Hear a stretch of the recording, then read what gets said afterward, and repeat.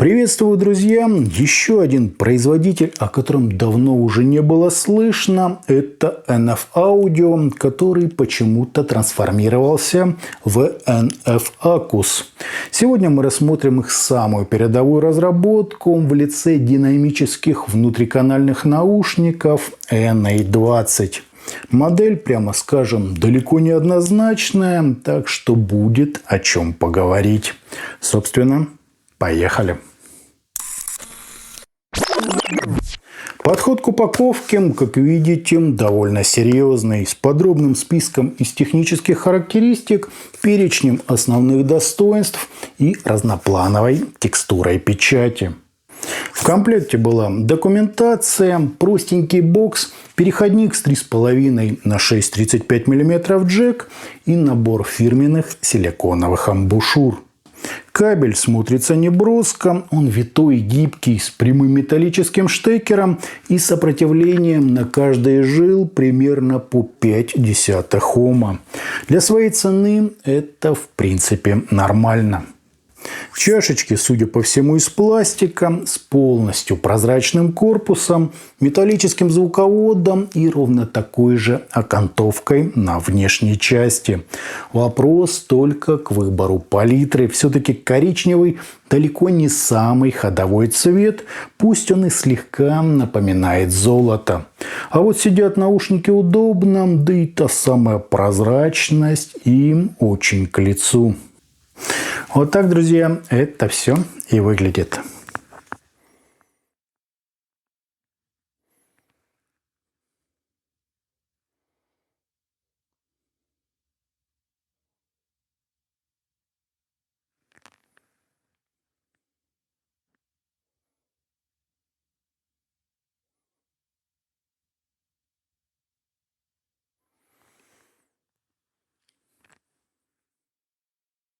На измерениях у нас довольно быстрый по скорости затухания импульс, допустимые расхождения между каналами и искажения в пике, достигающие всего 0,2%, что просто гениально.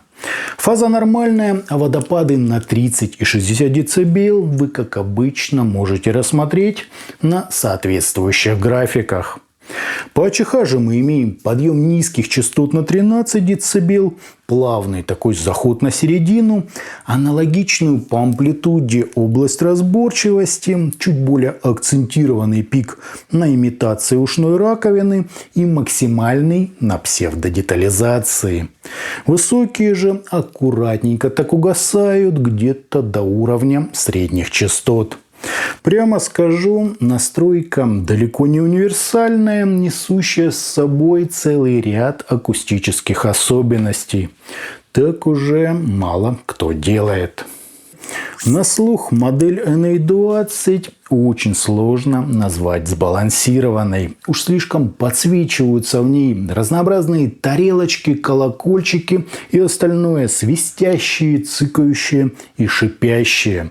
Да, воздуха здесь предостаточно, высокое на фоне тех же Juicer Defined разрешение, неплохая скорость и динамика, но все это подчеркнуто не силами излучателя, а на контрасте частот, пожертвовав общим балансом и согласованностью подачи.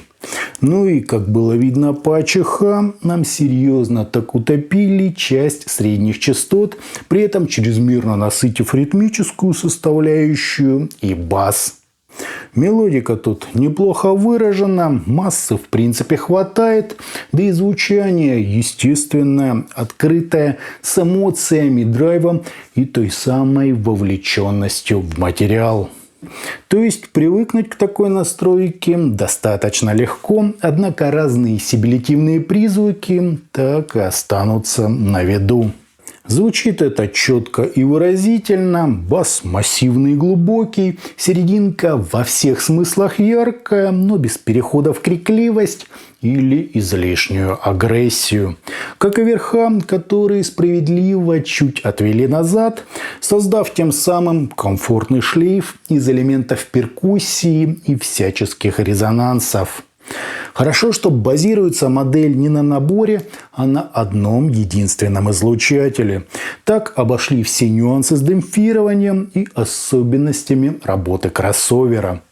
В общем, когда попривыкнешь, звучание кажется целостным, более-менее собранным, в меру сочным и местами даже увлекательным.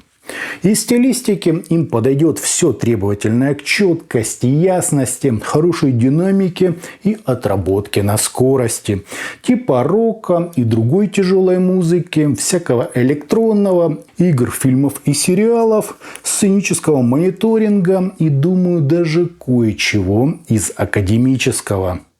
Сцена не особо впечатляет своим пространством в глубину, зато весьма широкая, с неплохо прорисованными в ней образами и позиционированием в пространстве. Единственное, уж слишком ярким и разряженным получается звук симфонического оркестра и других мультиинструментальных направлений. При этом остальные, тоже живые произведения, звучат масштабно и в музыкальном смысле впечатляюще. Если вы любитель густого массивного баса и явно выраженной перкуссионной части, то это именно то, что доктор прописал. Однако, повторюсь, модель далеко не ровная и не совсем сбалансирована в плане частот. Да, своеобразная, я бы даже сказал эффектная, но подойдет далеко не всем. Добавить тут, собственно, нечего. Почти все конкуренты настроены по-другому, имеют другую подачу и совершенно иной характер. Итогом наушники NF-Aqus NA20 приятно смотрятся, удобно сидят, почти без искажений, с богатым комплектом и в старом стиле настроенной АЧХ. Сейчас так почти никто не делает, и я в принципе понимаю почему. Звучит модель довольно ярко, подсвечивая сибилитивные призвуки, бас и весь верхний край диапазона, но без грязи, рези и излишней агрессии. Здесь прямо много воздуха, чуть разряженная, но вполне комфортная атмосфера, очень неплохая динамика, разрешение и прямо качественное разделение инструментов. Учитывая это, производителю удалось добиться и музыкальности, и естественной такой атмосферы, и в полной мере передать самое важное, то есть эмоциональную часть произведения. Далеко не универсальные наушники, но ценителям баса и высоких частот они однозначно должны прийтись по вкусу.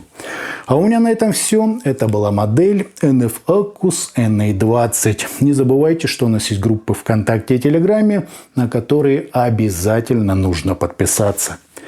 Всем, друзья, добра!